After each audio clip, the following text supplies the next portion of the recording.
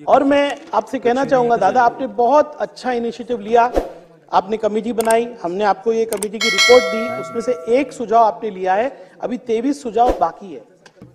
दादा total subsidy जो आ रही है भिवंडी की, ये नई 160 करोड़ और पहले आप जो दे रहे हो वो 700 करोड़ है। लेकिन दादा हमारा मेन मसला क्या है? दादा मैं आपको आज ये एनालिसिस देने वाला हूं कि पावर हम कितने में खरीदते हैं। ये जो विधान भवन जहां पर है वहां पर सप्लायर बीएसटी है और हमारे यहाँ पे टोरेंट पावर है। मैं सच बोलता हूं दादा, हमारा पावर लूम का सबसे बड़ा प्रॉब्लम है टोरेंट पावर। और दादा ये अहमदाबाद की जो कंपनी है टोरेंट पावर, उसने पावर लूम का गला घोटा है। आप देखिए दादा, आज यहां पर जो पावर टैरिफ का रेट है और जो भिवंडी में उसमें 35% का फर्क है। मैं आपको ये पूरा एनालिसिस दे रहा हूं। मैं आपको ये भी दे रहा हूं कि टोरेंट पावर का 2 साल के अंदर अभी करार खत्म हो रहा है। दादा ये जुल्म जो 2 साल में होगा, तो पावर लूम इंडस्ट्री भिवंडी के अंदर है। पावर लूम इंडस्ट्री को आप रिवाइव करना चाहते हैं। मैं चाहता हूं कि आप और सम्मानीय उप मुख्यमंत्री देवेंद्र फडणवीस जी के प्रेजेंस में हमारी मीटिंग हो और भिवंडी शहर को टोरेंट के साथ साथ एक ऑल्टरनेटिव लाइसेंस ही मिले। मैंने पूरी नोट आपके लिए दादा बनाई है। हमको टोरेंट से बचाइए, यही हमारी मांग है दादा आपसे। दादा ये पावर हम महंगा खरीद रहे, इसलिए इंडस्ट्री बंद हो रही है। सब्सिडी आप और बढ़ा दोगे, लेकिन जब तक टोरेंट पावर खत्म नहीं होगा पावर लूम रिवाइव नहीं हो सकता। दादा तीसरा विषय जो है, मैं आपको आपका ही 31 अक्टूबर 2023 का पत्र दे रहा हूं दादा। दादा आपने शिक्षा मंत्री को यह कहा था कि जो भी कपड़ा महाराष्ट्र शासन और टैक्स पेयर के मनी से खरीदा जाएगा वो कपड़ा महाराष्ट्र का होना चाहिए, और जो स्कूल यूनिफॉर्म का 140 करोड़ का टेंडर है वो आपने निवेदन किया था और वो बिल्कुल एकदम रास्त था कि वो पावर लूम कॉरपोरेशन को दिया जाए। लेकिन आपके ही कैबिनेट मिनिस्टर ने आपकी एडवाइस नहीं मानी, हमारी मानी नहीं, आंदोलन नहीं सुना और उठाकर ये कपड़ा एक कंपनी को दे दिया।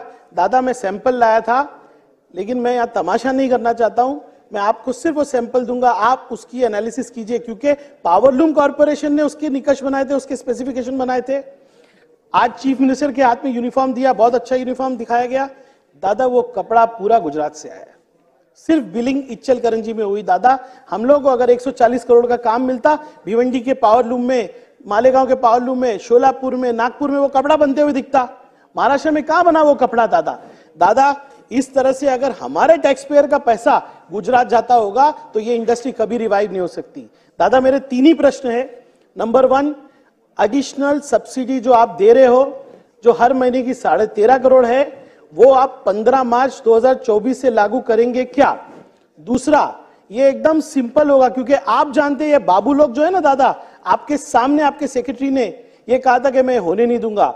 ये बाबू लोग हमारे पैसे पे घूमने विदेश जाते हैं, इन्होंने ये सब्सिडी लागू होने नहीं दी।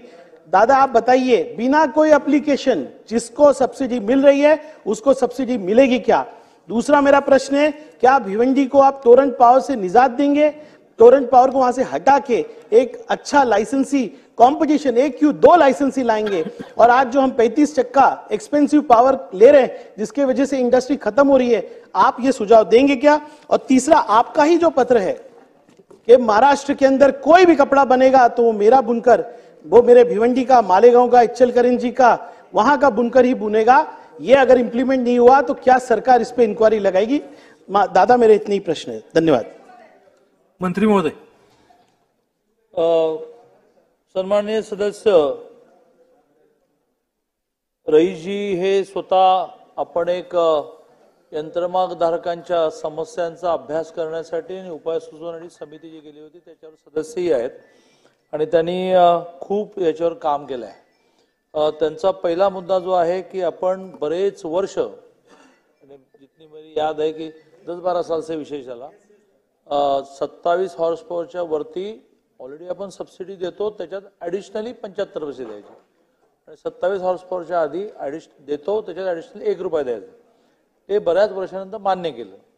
आता टेक्निकल मुद्दा असा आहे की आपलं म्हणणं असं आहे की या निमित्ताने जे 14 लाख यंत्रमागधारक आहेत त्याचा एकदा डाटा एकत्र यावा म्हणून आपण एक रजिस्ट्रेशनची अट घातली. ती फार कठीण नाही आहे, पण सगळ्यांचा दबाव पाहता आपण आता हा निर्णय केला आहे. फक्त तो निर्णय कॅबिनेटच्या मीटिंगमध्ये आपल्याला न्यायचा आहे. त्याची फाईल तयार झाली आहे की रजिस्ट्रेशन ह्यांनी न करता ऑनलाईन या सगळ्यांनाही सबसिडी मिळावी.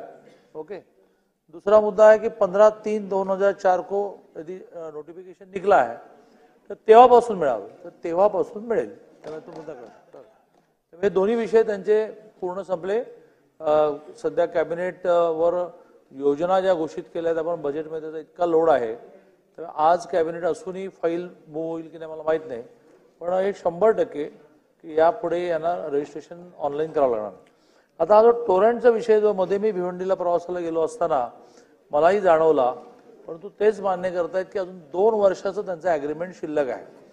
मध्येच आपण काही करायला गेलो तर त्यातून नवीन लिगल कॉम्प्लिकेशन, नवीन कायदेशीर अडचणी निर्माण होतील. त्यामुळे हा विषय आतापासून लावून धरू आणि बाबा ठीक आहे टोरंट देणारच आहे, ज्यांना टोरंटची घ्यायची ते टोरंटची घेतील, जे टाटाची घ्यायची टाटाची घेतील, असं ऑप्शन उस ऑप्शन को भी रखेंगे. तिसरा मुद्दा जो आहे तो फार संवेदनशील आहे की महाराष्ट्रामध्ये वेगवेगळ्या ठिकाणी लागणारं गणवेशाचं कापड हे महाराष्ट्रामध्ये एक यंत्रमाग महामंडळ आहे, त्या यंत्रमाग महामंडळाकडून घ्यावं असं वर्षानुवर्षाची शाळांचे गणवेश, वेगवेगळ्या कामगारांचे गणवेश. यावेळेला सुद्धा ह्यांना टेंडरमध्ये पार्टिसिपेट केलं होतं. मला आता नीट माहिती नाही, परंतु काही टेक्निकल अडचणी आल्यामुळे टेंडरमधून ते बाद झाले. टेंडर में सहभागी होने के लिए मिला नहीं ऐसा नहीं, कुछ टेक्निकलिटी ऐसी हुई उसमें से आप एलिजिबल ही नहीं हुए, तर त्याच्यातून ती ऑर्डर ही दुसऱ्याला गेली आहे. पण माझं व्यक्तिशही म्हणणं असं आहे की जोपर्यंत आपण सरकारी कामासाठी लागणारं कापड हे महाराष्ट्रातल्या यंत्रमाग धारकाकडून घेत नाही तोपर्यंत यंत्रमाग धारकांना कापडाला मार्केट चांगलं मिळणार नाही. आणि मी सुद्धा त्यांच्या बरोबरीने या विषयामध्ये, कारण आमच्या खात्यामध्ये प्रामुख्याने यांना सवलती देण्यात येतं. यांनी सवलतीच्या आधारे चांगला बिझनेस केला त्याला मार्केट देण्याचं काम हे सगळ्या वेगळ्या डिपार्टमेंटचं आहे, पण त्यामध्येही मी लक्ष घालतो. डायमंड कारपेट हमारे वहाँ कारपेट, ग्रास, हेडलोन, रेलवे वाला कारपेट होलसेल रेट में दिया जाता है. हमारा पता याद रखें, मुस्तफ़ा बंगार बाजार, डायमंड कारपेट.